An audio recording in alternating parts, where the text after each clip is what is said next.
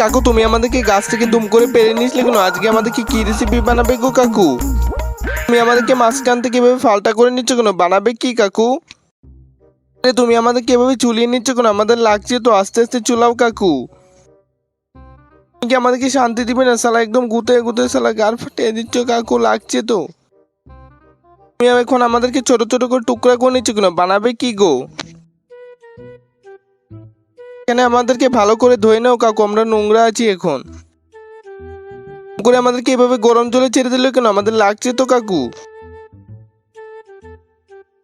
তুমি আবার আমাকে নিয়ে আসলে কেন? আমাকে দিয়ে আবার কি করবে গো আজকে?